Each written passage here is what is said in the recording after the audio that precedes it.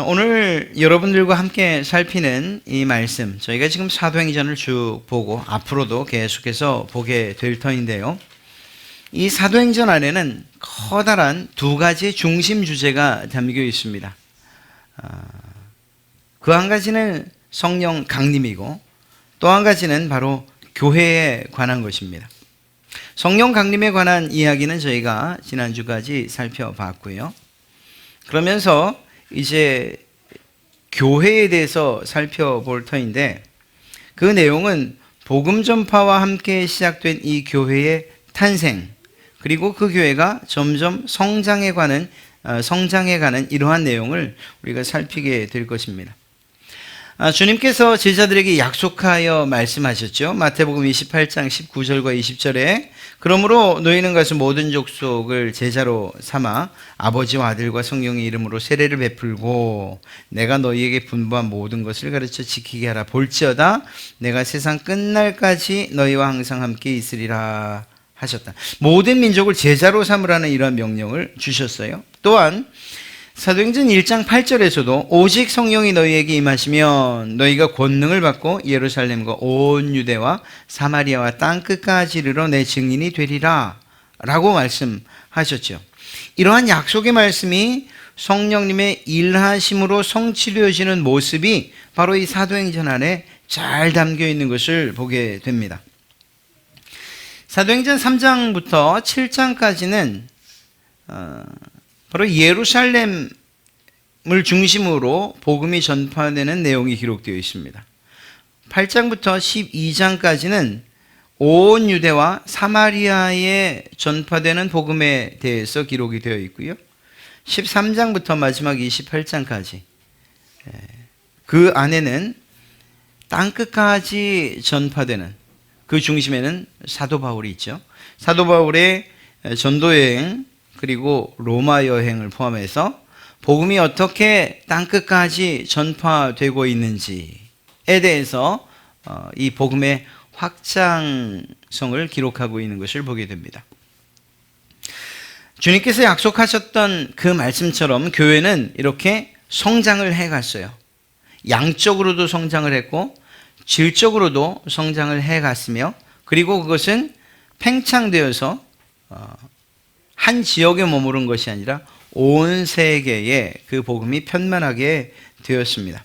이러한 교회의 성장의 요인이 무엇이냐?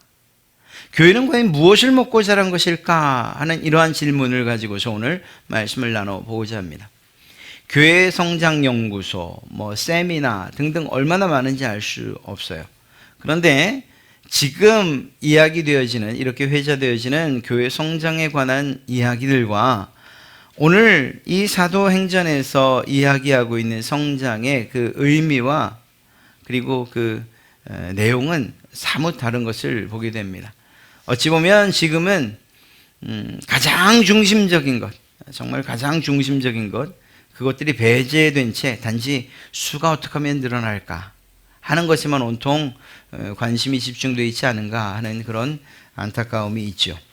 어찌되었거나 오늘 우리는 이 교회의 성장을 살피면서 우리에게도 필요한 것이 있다면 무엇일까 하는 이런 생각을 해보게 될 것입니다. 교회는 과연 어떻게 성장하게 된 것일까요? 그 성장의 요인은 첫 번째는 바로 성령님, 그분의 일하심 가운데 있습니다. 인간 역사의 결과가 아니에요.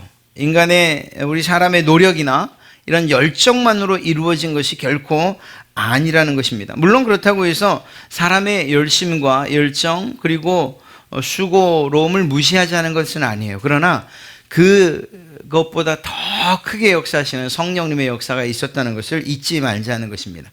이러한 성령님의 도우심과 함께 성장의 또 다른 요인이 한 가지 있는데 그것이 무엇인가? 그것은 바로 시련과 환난이었습니다. 참 저도 말씀드리기 껄끄럽고 믿는 여러분들도 참 듣기 힘든 단어가 시련, 환난, 고난, 고통 이런 것 아니겠습니까? 그런데 참 아이러니하게도 이러한 시련과 환난을 통해서 성장되었다라는 사실입니다. 초대교회, 오늘 우리가 살핀 이 4장까지의 이야기를 살피면 이것만으로도 교회 내부적으로 그리고 외부적으로 어려움이 있었다는 사실을 우리는 알 수 있게 됩니다. 내부적으로는 구제 음식을 분배하는 과정에서 생깁니다. 헬라파 유대인들이 자기네의 과부들이 이 구제에서 빠지는 것을 문제로 제기를 하게 되는 거죠. 차별이 있다는 그러한 내용입니다. 교회 안에서 생기는 이러한 지역적인 혹은 이렇게 민족에 대한 차별이 있고 또 이방인과 유대인의 구별이 그것이 차별로 이렇게 나타나게 된 것입니다. 이런 일들 때문에 히브리 쪽의 사람들을 원망하는 일들이 생기게 됐죠. 이것은 내부적으로 문제가 아닐 수 없었습니다. 물론 그 내부적인 문제가 7 집사를 세우는 일을 통해서 잘 해결이 돼요. 그러나 교회의 문제가 단지 그것만은 아니었어요. 초창기에 드러난 문제가 그것이었고 이후에 계속 되어지는 문제를 보면 이방인의 선교를 어떻게 할 것인가라는 그런 문제, 특히 어떤 윤리적이고 도덕적인 문제들도 나타나는데 그것은 고린도 교회를 보면 너무나 잘 알 수 있습니다. 고린도 교회에서 일어난 문제들은 이것이 과연 교회가 맞는가 싶을 정도의 내부적인 문제들, 정말 이 가득 차 있는 고름덩어리 같은 이런 문제들을 우리로 하여금 보게 합니다. 이게 내부적인 문제가 늘 있어요. 이런 내부적인 문제는 사실 시간이 지난 지금 우리들의 교회에도 늘 있을 수 있는 문제들이에요. 교회가 이러한 문제들을 잘 극복하기만 하면 그러면 그것을 발판 삼아 놀랍게 성장하는 그러한 모습들을 보게 됩니다. 그리고 오늘날도 그것은 마찬가지입니다. 어찌되었거나 이렇게 교회는 내부적으로 시련과 문제가 있을 수밖에 없다는 거예요. 그리고 우리에게는 그것을 잘 헤쳐나갈 지혜가 필요한 것이죠. 이렇게 내부적인 문제만이 아니라 외부적으로도 문제가 있습니다. 외부의 시련은 무엇이었습니까?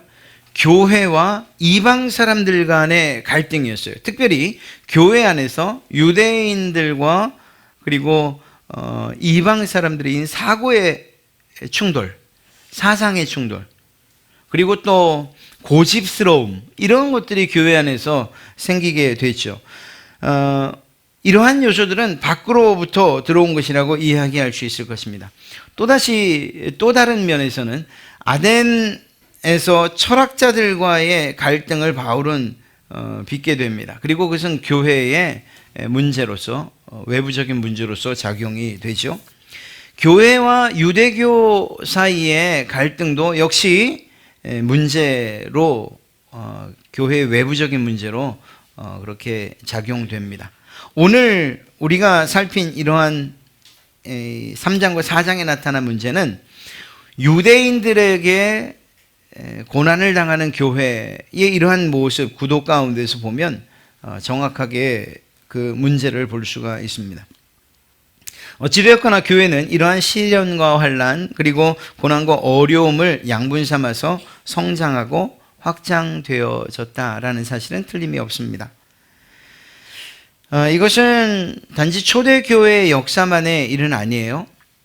예수님께서 승천하시고 성령이 오심으로 시작된 그 교회, 그리고 2000여 년 동안 계속되어진 지금까지의 이 교회의 성장에도 역시 고난과 시련, 환난과 더 심각한 순교의 역사가 있었다는 사실을 우리는 잘 알고 있습니다. 굳이 다른 나라를 살펴보지 않고 우리나라만 살펴봐도 그렇습니다. 우리나라 기독교 역사가 150년, 154년 정도 되는데요. 그 시작부터가 고난이었습니다. 1866년 제너럴 셔먼후가 입항을 하고 그리고 그곳에서 토마스 선교사가 당시 나이 26살이었는데요. 성경을 가지고서 복음을 전하기 위해서 이 땅에 첫 발을 내딛습니다. 그런데 제대로 한마디 해보지 못한 채 그는 그 자리에서 순교를 당하게 됩니다. 그리고 던진 성경 한 권이 박충권이라고 하는 사람의 집에 도배지로 사용이 됩니다. 그런데 그 도배지로 사용됐던 말씀을 읽고 또 읽던 그가 그리스도인으로 개종을 하게 되면서 그것이 우리 한국 기독교의 시작이라고 이렇게 알려져 있어요. 그러니까 그 시작부터가 순교라고 하는 가장 큰 고난과 박해로부터 시작되었다는 사실을 잘 알 수 있는 것입니다. 그렇습니다. 교회는 이렇게 성령님의 역사와 더불어서 세상과 대적자들의 박해로 인해서 자라갔다는 거예요. 오늘 여러분들과 함께 읽은 말씀의 내용도 같은 내용입니다. 교회 내부적으로 선행이 있었어요. 어려운 사람들을 돕고 또 모든 물건을 서로 통용하고 재산과 소유를 팔아서 각 사람의 필요를 따라서 나눠주는 일들이 있었어요. 그리고 이 일들은 다른 백성들에게 칭송을 받는 그러한 일들이 되었습니다. 사도행전 2장 47절 말씀을 보면 그것에 대해서 잘 기록하고 있어요. 47절에 이렇게 말하죠. 하나님을 찬미하며 또 온 백성에게 칭송을 받으니, 예수님을 믿지 않는 사람들도 그들의 모임과 그 교회에 하는 일, 이 선한 일들을 가지고서 칭송했다 기록하고 있는 것입니다. 그렇습니다. 내부적으로뿐만 아니었어요. 외부적으로도 교회의 선행은 계속됩니다. 사도행전 2장, 우리가 읽지 않은 2장 43절 말씀을 보면 사람마다 두려워하는데 사도들로 말미암아 기사와 표적이 많이 나타났다라고 기록하고 있어요. 이미 놀라운 일들, 예수님께서 하셨던 많은 놀라운 기적들이 이미 베풀어지고 있었어요. 그렇지만 그 자세하고도 구체적인 사례는 지금 이 3장에서 처음 기록되고 있습니다. 바로 성전 미문에 앉아있던 걷지 못하던 사람이 걷게 되는 바로 이 일 말입니다. 오후 3시경 성전으로 기도하기 위해서 베드로와 그리고 요한이 미문으로 들어갑니다. 그런데 그곳에 앉아있던 한 사람이 손을 내밀어 구걸을 하지요. 그는 40여 세나 된 사람이었고 단 한 번도 자기 발로 걸어보지 못한 사람이었습니다. 40년 동안 걷지 못했다는 상황이 얼마나 심각한 상황입니까? 자기 발로 걸을 수 있는 소망이 없다는 것을 말하는 겁니다. 어찌 보면 이것은 이스라엘의 참으로 현 상황이라고도 말할 수 있어요. 메시아를 기다리는, 자기 힘으로 걷지 못하는 로마의 속국이 되어 있는 그런 상황이라고 볼 수도 있죠. 그런 그에게 베드로와 요한이 정말 예수 그리스도의 이름으로 명령하여 그를 걷게 합니다. 이 또한 좀 깊은 의미를 담는다면 절망적인 예루살렘, 이스라엘이 살아날 수 있는 유일한 방법은 바로 예수 그리스도라는 거예요. 이것은 우리에게도 적용돼요. 우리의 삶이 희망적이었던 때가 있던가요? 우리는 예수님을 알지 못하는 이상 결코 단 한 번도 희망적이지 않습니다. 목사님 무슨 소리입니까? 제가 잘 살고 있는데, 제가 하는 일들이 꽤 잘 되는 편입니다. 성공하는 편입니다. 제가 사는 삶이 그래도 좀 넉넉합니다. 다른 사람들이 볼 때는 성공했다고 말합니다. 예, 그럴 수 있어요. 그러나 그 삶의 최종적, 즉 죽음 앞에 가서도 내 삶이 성공적이었다고 말할 수 있는 사람이 과연 몇이나 있겠냐 하는 거예요. 그렇게 본다면 그 누구도 예수 그리스도를 통하지 않고서는 40년 아니라 70년을 살아도 절망적일 수밖에 없다는 거예요. 세상의 모든 것들을 다 가져도 절망적일 수밖에 없다는 거예요. 40년을 단 한 번도 자기 발로 걷지 못한 사람처럼 말입니다. 그러니 이것은 소망 없는 이스라엘, 소망 없는 저와 여러분들에게 바로 그 소망의 빛이 되시는 예수 그리스도를 소개하고 있는 장면이라고 해도 결코 틀리지 않을 것입니다. 이런 절망적인 상황 가운데에서 무엇인가 얻을 것이 있을까 애초로이 바라보는 그를 향해서 베드로는 담대히 말하죠. 은과 금은 내게 없거니와 내게 있는 이것을 내게 주노니 나사렛 예수 그리스도의 이름으로 일어나 걸으라.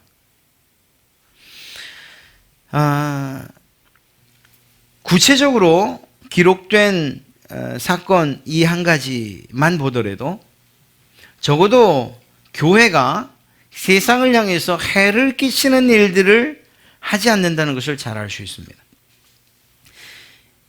오늘날 안타깝게도 교회가 세상으로부터 지탄을 받고 욕을 먹는 일들이 없지 않아 있지만, 그러나 궁극적으로 기본적으로 교회는 세상을 향해서 선한 영향력을 끼치는 그러한 삶을 살아야 되고 또 그렇게 살고자 노력합니다. 다른 여타 교회 생각하지 않고 그냥 저희 갈릴리 교회만 생각해도 이러한 일들에 꽤 많은 신경을 쓰고 있어요. 어떻게 하면 교회만이 아니라 교회 주변의 지역에 정말 좋은 영향력을 끼칠 수 있을까? 어떻게 하면 도움이 될 수 있을까? 하는 이런 고민들을 많이 하고 있어요. 제가 늘 말씀드리죠. 저희가 어르신 식사 봉사를 할 때 저는 가슴이 한켠으로는 좀 늘찡해요. 그건 앞으로도 그럴 것 같아요. 이유가 뭔가 하면 봉사를 하는 저희 교회 봉사자들을 보면 와서 식사 대접을 받는 분들하고 나이차가 별로 없어요. 오히려 그분들이 봉사를 받으셔야 될 분들이에요. 물론 젊은 분들도 있지만 주방에서 땀 흘리고 며칠씩 밤새시고 하는 분들은 여전히 봉사를 받으셔야 될 분들, 대접을 받으셔야 될 분들과 별반 연배에 있어 차이가 없다니까요. 그럼에도 불구하고 그분들이 그 일을 하는 이유가 뭘까? 교회는 왜 그것에 대해서 목사는 좀 냉정하게 그런 일들을 계속적으로 이어가는 걸까? 그 이유는 단 한 가지밖에 없어요. 교회는 어떤 측면에서든지 그의 영혼이든 세상 사람들의 영혼이든 그들의 육신이든 혹은 삶이든 일부분을 책임져 줘야 되는 거예요. 주님께서 자신 이 병든 사람들 또 혹은 귀신 들린 사람들 굶은 사람들을 불러 먹이고 고치고 또 귀신을 쫓아내셨던 것처럼 말이에요. 그리고 교회 역사 2000년 동안에 교회가 했던 수많은 그러한 구호 사업들을 우리가 외면해서는 안 되죠. 그것은 반드시 필요한 거예요. 오늘 베드로와 요한이 정말 자신을 향해서 손을 벌린 사람을 외면하지 않았던 것처럼 우리들도 마찬가지인 거예요. 이렇게 교회는 사실은 적대적이거나 해를 끼치는 그러한 입장이 아니란 것이죠. 베드로와 요한에게 분명히 은과 금은 없었어요. 분명히 없었어요. 그런데 이 은과 금이 없다는 것이 누군가의 필요에 대한 관심조차 기울이지 않는 그런 이유와 핑계가 돼서는 안 되는 거예요. 만약 베드로와 요한이 그랬더라면 내가 너에게 줄 은과 금이 없다고 말하면 미문으로 들어갔을 것입니다. 그러나 그들에게는 그것보다 더 소중하게 여기는 것이 있었고 그리고 그분을 선물로 주는 것을 보게 됩니다. 바로 예수 그리스도였던 것입니다. 그러니까 무관심해도 된다. 내가 없으니까 무관심해도 된다라는 것은 핑계라는 거예요. 우리에게는 이미 예수 그리스도가 있고 그리고 그분께서 주신 작지만 그러나 내게 주어진 것들이 반드시 있다는 것을 기억해야 됩니다. 교회로서 또 교회 성도로서 세상을 향한 책임들을 외면해서는 안 된다는 사실을 오늘 우리는 먼저 생각해야 됩니다. 그런데 문제는 이거예요. 초대교회의 베드로와 요한도 그랬고 교회 역사상 그 역사 속에서의 교회도 그랬고 또 지금 우리 갈릴리 교회도 그렇게 내부적으로나 외부적으로나 선한 영향력을 끼치려고 애를 쓰고 또 그 일을 해나가요. 그런데 문제는 무엇인가 하면 반드시 반대자들이 있다라는 사실입니다. 오늘 여러분들과 함께 읽은 4장 1절에 보면 대표적인 반대자들이 있어요. 사도들이 백성에게 설교하고 말할 때에 제사장들과 성전 맡은 자와 사두개인들이 이르러 예수 안에 죽은 자의 부활이 있다고 백성을 가르치고 전함을 싫어하였다라고 되어 있습니다. 그래서 그 싫어한 결과가 무엇이었습니까? 베드로와 요한을 옥에 가두는 거였어요. 이렇게 실제적인 고난과 핍박이 있다는 사실입니다.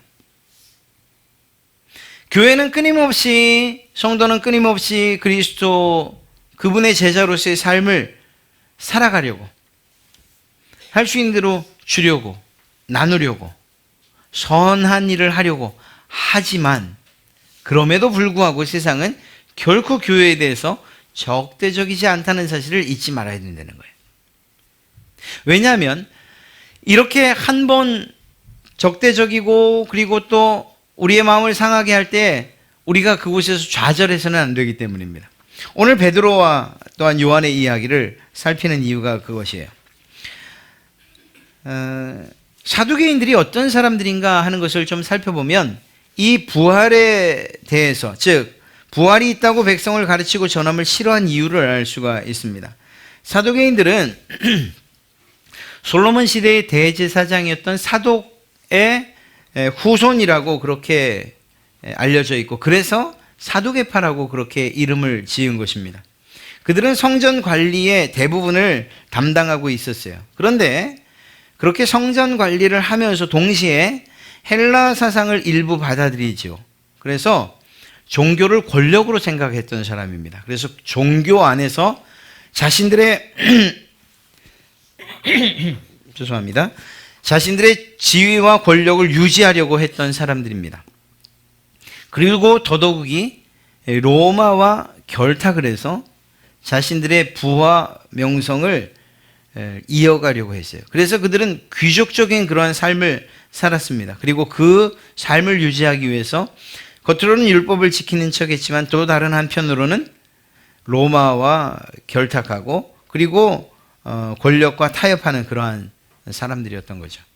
그런데 그들의 특징이 무엇인가 하면 유대교 전통을 무시해요. 또한 기록된 율법만을 받아들입니다. 그런데 이 가운데에서 육체의 부활이나 죽음 후의 심판 혹은 천사, 악마의 존재들을 적극적으로 부인해요. 받아들이질 않아요. 사후세계를 인정하지 않는 사람들입니다. 그러니까 세상에서만 잘 살면 되는 거죠. 그러다 보니 부활하신 예수님을 가르치고 그 이름으로 기적을 베풀고 있는 이 베드로와 요한을 좋아할 리가 없던 거예요. 자신들은 부활이 없다고 말하고 그것을 근거로 해서 세상에서 더 잘 사는 것이 목적이라고 말하는데, 그런데 베드로와 요한은 예수님께서 부활하셨다, 그 부활하신 그분의 복음을 전하고 있으니 맞지 않을 수밖에 없는 겁니다. 결국 이 사두개인들 그리고 또 성전 맡은 자들, 대제사장들, 이 제사장들 결국 한 통속이었거든요. 성전을 중심으로. 예수님께서 말씀하셨던 것처럼 강도의 구려를 만드는 사람들, 바로 이런 사람들이라고 말할 수 있는 것입니다. 어찌되었거나 이들은 결국 예수 그리스도를 이 베드로와 요한을 옥에 가두고 그리고 그 이튿날 신문하기 시작합니다. 첫 번째 물은 것이 누구의 권세와 이름으로 이 일을 하는가라는 것이었어요. 이것은 누가복음에 나타나 있는 것처럼 20장 그 이후에 나타나 있는 것처럼 예수님께서 성전에 잡혀가셔서 제사장들과 서기관들과 장로들에게 당했던 질문과 그 맥을 똑같이 하고 있어요. 누구로부터 이러한 권세를 받았는가? 물론 베드로와 요한은 예수님이 그러하셨던 것처럼 당당하게 그리고 담대히 이야기를 하지요. 오히려 신문하던 자들이 깜짝 놀랍니다. 왜냐하면 그들을 학문 없는 사람, 범인, 어부들 이러한 신분 정도로 알고 있었는데 말입니다. 그런데 그들의 입을 통해서 자신들이 반박할 수 없는 그러한 증언들을 듣게 되는 것입니다. 예수 그리스도 안에서 죽은 자의 부활이 있다고 전하는 이 소식. 핍박의 이유가 무엇이었습니까? 이들이 이렇게 핍박하는 이유가 무엇이었어요? 여러분, 이것이 사실은 가장 중요해요. 우리들도 만약에 이 핍박의 이유에 해당된다면 예수님을 믿는 것 때문에 어려움을 당하고 고난을 당하는 것에 대해서 조금 더 이상하게 생각해서는 안 되기 때문입니다. 만약에 지금 말씀드린 이 두 가지가 우리에게 없다면 그것도 문제예요. 왜냐하면 우리가 예수님을 정말 잘 믿는 건 맞는가? 예수님의 제자 맞는가? 그리스도인이라고 말할 수 있는가 하는 이 정체성과 관련되기 때문이죠. 그러니 제가 지금 드리는 말씀은 여러분이 어느 길로도 빠질 수 없는 무엇인가 하나는 선택을 해야 되는 그러한 이야기예요. 이들이 핍박받았던 이유가 무엇인가 하면 첫째, 예수님의 제자들이었기 때문입니다. 무슨 말인가 하면요, 요한복음 15장 18절부터 20절 말씀을 보면 이렇게 기록하고 있습니다. 예수님의 말씀입니다. 세상이 너희를 미워하면, 제자들을 향해 하는 이야기예요. 세상이 너희를 미워하면 너희보다 먼저 나를 미워한 줄 알라. 너희가 세상에 속하였으면 세상이 자기의 것을 사랑할 것이나 너희는 세상에 속한 자가 아니요 도리어 내가 너희를 세상에서 택하였기 때문에 세상이 너희를 미워하느니라. 예수님께서 말씀하신 거예요. 너희가 세상에 속하지 않았기 때문에 세상이 너희를 미워하는 거예요. 너희가 만약에 세상의 것이라고 한다면 세상이 너희 자기 것인 너희를 미워하겠느냐? 그렇지 않다. 너희가 내 것이기 때문에, 세상의 것이 아니기 때문에 세상이 너희를 미워하는 것이라고 말하는 것입니다. 내가 너희에게 종이 주인보다 더 크지 못한다 한 말을 기억하라. 사람들이 나를 박해하였은즉, 사람들이 나 예수를 박해하였은즉 너희도 박해할, 너희 제자들도, 나의 제자된 너희도 박해할 것이요 내 말을 지켰은즉 너희 말도 지킬 것이니라. 요한복음 17장은 예수님의 기도문입니다. 제자들을 향한 예수님의 기도문이에요. 내가 아버지의 말씀을, 14절, 그들에게 주었사오매, 하나님께 기도하는 거예요. 하나님 아버지의 말씀을 내가 내 제자들에게 주었습니다. 그래서 세상이 그들을 미워합니다.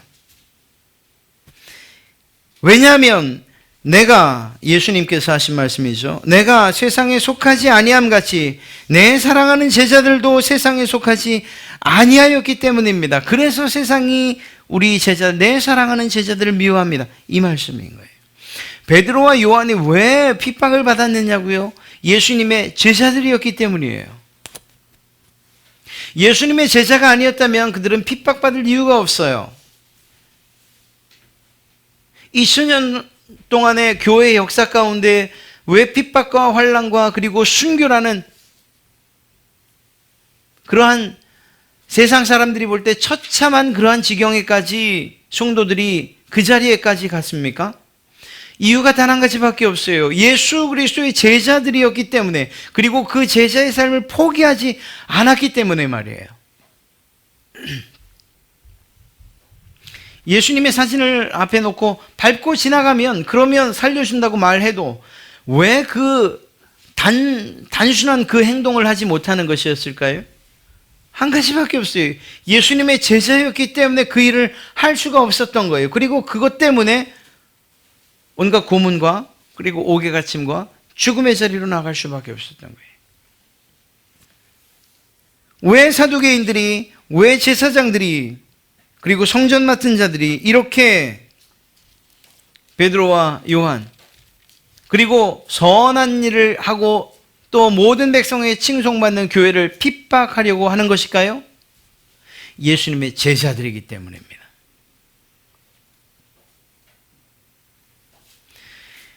예수님을 그들이 어떻게 죽였습니까? 십자가에 못 박아 죽였지 않습니까? 그렇다고 한다면 그의 제자들에 대한 그들의 대우가 달라질 것을 기대하는 것은, 그것은 오히려 욕심 아니겠습니까? 베드로와 요한뿐만 아니라 우리들이 핍박받고 예수 믿는 것 때문에 고난당할 수 있어요. 이유가 무엇이냐고 묻는다면 우리가 바로 예수 그리스도의 제자들이기 때문이라고 하는 대답 외에는 다른 대답이 없습니다. 두 번째 무엇인가 하면 그들이 전하는 내용 때문이었습니다. 예수 그리스도를 부활하신 메시아라고 전하는 이것이 문제였던 것입니다. 예수님을 하나님의 아들, 아니 예수 그리스도는 하나님이라고 전하는 이것이 문제였던 거예요. 마치 예수님께서 자신을 하나님의 아들이라고 그렇게 칭했을 때에 신성 모독이라고 외쳤던 그 대제사장들처럼 지금 이 사람들도 예수 그리스도 그분을 메시아요 하나님이라고 전하는 이 베드로와 요한을 그냥 둘 수가 없었던 것입니다. 즉 우리의 고난의 이유는 복음이어야 됩니다. 여기서 우리가 착각해서는 안 되는 것이 무엇인가 하면 내가 무엇인가를 정말 잘못했어요. 이건 죄예요. 사람이 볼 때나 하나님이 볼 때. 그런데 그 일로 인해서 당하는 어려움들을 마치 의로운 고난처럼 둔갑시키는 이러한 유혹으로부터 우린 벗어나야 돼요. 내가 잘못한 것 때문에 고난당하는 것을 마치 예수님 때문에 당하는 고난처럼 생각해서는 안 돼요. 횡령 때문에 감옥을 갔는데 그곳에서 옥중서신을 쓰는 것은 옳지 않아요. 그건 잘못한 그 일에 대한 대가이기 때문이고 그것은 회개할 일이에요. 회개할 일. 그것이 마치 의인인 것처럼 그렇게 존중받아도 안 되고 그걸 자랑하는 일들은 더더욱이 있을 수도 안 되는 거예요. 그런 면에서 볼 때 예수 그리스도를 그 복음을 전하는 것, 제자로서의 삶을 성실하고 그리고 바르게 살아가다가 당하는 그 고난을 이야기한다는 것입니다. 그리고 그것을 잘 구분할 수 있는 지혜가 우리에게 있어야 할 것이에요. 왜냐하면 우리는 너무나도 착각하기 쉬운 사람들이니까. 어찌되었거나 이러한 핍박과 고난이 우리에게 있을 수 있다는 사실을 기억하셔야 됩니다. 문제는 무엇인가 하면 그냥 이 핍박과 고난 가운데에서 우리가 할 바를 몰라서는 안 되는 거예요. 우리는 반드시 이것을 이겨내야 돼요. 어떤 방법으로든 이겨내야 돼요. 방법은 두 가지일 것입니다. 그리고 그것은 우리의 기도가 될 거예요. 첫째는 무엇인가 하면 주님께서 고난 중에 있는 그러한 신자들을 하나님의 특별한 방법으로 구원해 주실 때가 있어요. 그런데 이와는 다르게 고난 가운데 있는 그 성도에게서 고난을 제거하는 것이 아니라 그것들을 이길 수 있는 힘을 주시는 경우도 있어요. 어떤 것이 옳고 어떤 것이 좋다 이렇게 말할 수는 없어요. 물론 우리가 기대하기는 하나님 고난이 없어지면 참 좋겠습니다 라고 말하지만 그러나 우리의 믿음의 성장을 위해서 어쩌면 고난은 그대로 두시고 우리 가운데에 여러분 가운데 그것을 이길 수 있는 힘을 주시는 일도 있을 수 있어요. 어떤 걸 선택할 수는 없다는 것입니다. 중요한 것은 무엇인가 하면 고난을 이길 힘을 주시던 고난을 제거해 주시던 우리가 이 기도를 하든 저 기도를 하든 그것이 틀린 것이 아니고 올바른 기도가 되기 위해서는 고난이 제거돼도 우리의 마음 가운데에 내가 얻은 이러한 자유나 생명이나 또 기도의 응답보다 예수님을 더 존중하고 그분을 높이는 것. 혹은 반대로 내가 혹시 잃은 모든 것들 혹은 내 생명까지 혹여 다 잃었다 하더라도 그보다 예수님이 더 존중받고 높이 받으시는 이 일. 즉 다시 말해서 어떠한 기도이고 어떠한 응답을 받든지 간에 우리의 중심은 오직 예수 그리스도 그분에게 있어야 된다는 거예요. 복음으로 인해서 고난을 당해요. 주님께서 우리의 기도에 신실하게 응답하셔서 그것으로부터 벗어나게 하셔도 우리의 마음 가운데 남아있는 것은 예수 그리스도 그분뿐이어야 하고 혹여 고난 가운데서 끝까지 정말 죽기까지 간다 할지라도 그곳에서 남아있는 것도 오직 예수 그리스도 그분만이 우리의 심령 가운데 남아있어야 된다는 것입니다. 즉 다시 말해서 핍박과 고난을 이겨내야 되는데 결국 우리에게 필요한 것이 무엇인가? 기도가 필요하다는 사실을 오늘 성경은 이야기하고 있습니다. 우리가 읽지 않았습니다. 4장 23절부터 보면 사도들이 노임에 그 동료에게 가서 제사장들과 장로들의 말을 다 알리니 그 다음에 했던 말이 중요한데요. 24절 보면 그들이 듣고 교회의 말입니다. 그들이 듣고 한 마음으로 하나님께 소리를 높여 이르되 기도하기 시작하는 거예요. 사랑하는 성도 여러분, 고난과 핍박이 없을 수는 없습니다. 있습니다. 정말 올바로 믿는다면 반드시 있을 수밖에 없어요. 그러나 그 이길 힘이 기도에 있고 그저 혼자 기도하는 것이 아니라 교회와 함께 기도하는 데 있다는 사실을 꼭 기억하시기 바랍니다. 여러분 혼자 두신 것이 아니라 교회를 두셨고 그리고 그 교회에 주님이 함께 하신다는 사실이에요. 기도를 통해서 여러분들에게 놀라운 은혜와 그리고 그 고난으로부터의 해결과 그리고 그것으로부터 자유를 우리에게 주신 줄로 믿습니다. 기도로 더욱 담대해져가는 사람들이 누구냐? 바로 예수 그리스도, 그분을 믿는 그리스도인들이요, 성도들이라는 것입니다. 이들의 기도의 내용이 무엇이었습니까? 만유의 주제인 하나님을 찬송하는 것이었어요. 그리고 나서 기도한 것이 무엇인 줄 아십니까? 세상의 핍박이 계속될 것입니다. 그러나 그러한 핍박에도 불구하고 이 교회가 하나님의 말씀을 잘 전파할 수 있도록 도와주십시오. 이것이 그들의 기도의 제목이었어요. 핍박을 제거해 주십시오. 우리가 왜 이런 애매한 고난을 당해야 됩니까가 아니라 핍박을 받을 수 있습니다. 그러나 그 핍박에도 불구하고 여전히 하나님의 말씀을 전할 수 있는 교회가 되게 해 주십시오. 이것이 그들의 기도의 제목이었어요. 예수 그리스도의 이름으로 치유를 비롯한 모든 기적과 기사가 일어날 수 있도록 또한 요청했어요. 무슨 말입니까? 예루살렘 교회는 오직 한 가지를 기도했어요. 어려움과 핍박과 고난과 환난 가운데에서도 하나님을 찬송하고, 그리고 교회가 예수 그리스도의 복음을 전하는 이 사명을 끝까지 잘 감당할 수 있도록 도와주십시오. 이것이 그들의 기도의 제목이었다고요. 이게 교회의 기도의 제목이겠습니까? 우리 각자의 기도의 제목이 되어야 되는 거예요. 놀랍게도 이러한 기도의 제목은 예수님께서 이미 여러분들을 위해서 기도하셨어요. 말씀드렸죠? 요한복음 17장은 제자들을 위한 주님의 기도였어요. 15절 말씀을 보면, 17장 15절 말씀을 보면 이렇게 기록하고 있습니다. 내가 비옵는 것은, 예수님께서 말하는 거예요. 내가 기도하는 것은 내 사랑하는 제자들을 세상에서 데려가시기 위함이 아니요, 오직 내 사랑하는 제자들이 악에 빠지지 않게 지켜주십시오라는 이 기도입니다. 예수님께서 하나님에게 당신의 제자들을 위해서 기도하실 때, 하나님, 이들이 고난받고 고통당하지 않도록 주님 데려가 주십시오, 빨리 천국으로 데려가 주십시오라고 기도하는 것이 아니고, 그들이 비록 이 세상 가운데에서 험한 일을 만나고 어려운 일을 만나고 순교라고 하는 정말 끔찍스러운 일을 만날 텐데, 그런 가운데서도 악에 빠지지 않도록 주님 보호해 주십시오. 이것이 예수님의 기도였다니까요.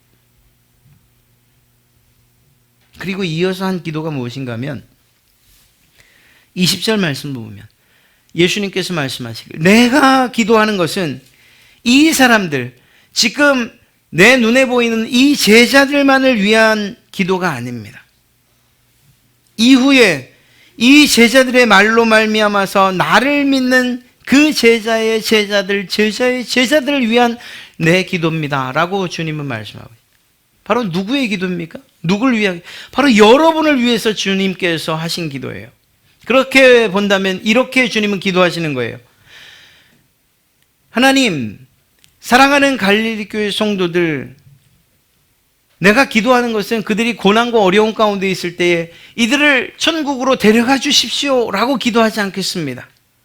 내가 기도하는 것은 이들이 어려움과 고난 가운데 복음 때문에 정말 환난을 당할 그때에 그 어려움과 세상의 대적자들로부터 하나님께서 힘을 주시고 용기를 주셔서, 그리고 또 그 모든 일들을 담대히 잘 견딜 수 있을 뿐만 아니라 하나님께서 그들을 지켜주시기를 내가 기도합니다. 이거 주님의 기도예요. 주님께서 이렇게 기도하는데 우리가, 하나님, 나 이것 좀 벗어나게 해주십시오, 나 어렵고 힘들어서 예수 못 믿겠습니다, 이렇게 말할 수 있겠냐고요? 그럴 수 없죠. 주님께서 가신 그 길도 그거고, 베드로와 요한도, 11 사도들도 다 그 길을 갔고, 우리의 믿음의 선배들도 다 그 길을 갔고, 묵묵히 주님께서 도우시는 힘과 능력을 가지고 담대하게 그 세상 길들을, 복음의 길들을 갔는데, 우리가 사실 너무 편안하게 믿고 있는데, 그런데도 우리가 이곳에서 어려움과 고난 가운데에서 이제는 더 이상 예수 못 믿겠다고 말할 수 있겠냐는 거예요. 그럴 수는 없는 거죠. 오히려 그런 어려움들이 올 때, 내가 예수 믿는 것 때문에 결정해야 될 그런 어려운 상황들이 올 때 주님께서 하시던 그 기도가 우리에게 적용돼서, 내가 비록 어려움 가운데로 들어가지만, 깊음 가운데로, 구덩이 가운데로 들어가지만 내 길이 되어주시고 등이 되어주시고 빛이 되어주시고 내 보호자가 되어주십시오라고 하는 이러한 기도가 우리에게 필요하지 않겠냐는 거예요. 사랑하는 성도 여러분, 여러분이 세상 가운데에서 예수님의 제자이기 때문에 당하는 어려움과 고난, 환난들을 이상하게 여기지 마십시오. 그것은 어찌 보면 당연한 거예요.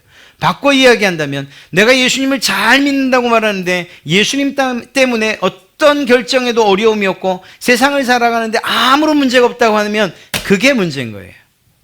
그게.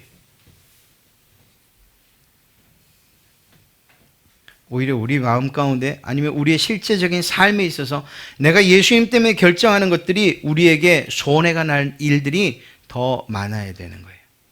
왜냐하면 세상은 여전히 악하니까 말이에요. 아니, 더 악해졌으니까 말이에요.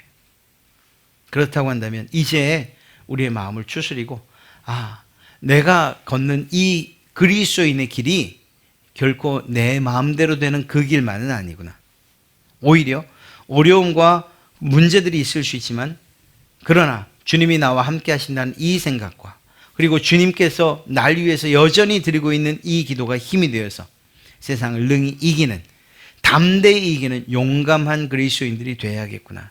그러한 신자가 되어야겠구나. 이것이 우리의 다짐이 되어야 될 줄로 믿습니다. 사랑하는 성도 여러분, 세상을 너무 낙관적으로 보지 마십시오. 오히려 그들은 언제나 바르게 살려고 하는 여러분들을 향해서 우는 사자처럼 달려들 준비를 하고 있는 그것이 바로 세상입니다. 그 세상 가운데에서 주님의 말씀과 그리고 성령의 도우심을 받아 넉넉히 승리하시는 그러한 여러분 되시기를 주님의 이름으로 축복합니다.